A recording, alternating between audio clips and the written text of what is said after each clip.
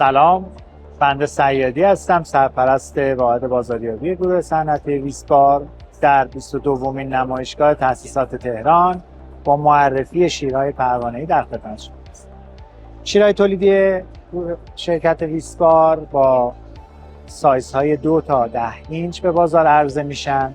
در 3 نوع کاربردی دستی، اکچویدار و گیربکسی به بازار عرضه میشه تا بتونیم تمامی نیازهای بازار رو ما بتونیم از این طریق پوشش بدیم. در کنارش از سایز 2 تا 10 اینچ تولید میشه و تنوع محصولی خوبی هم داره. این محصول با 1 سال گارانتی تعویض و تعمیر خدمت مشتریان عرضه میشه تا بتونیم در کنار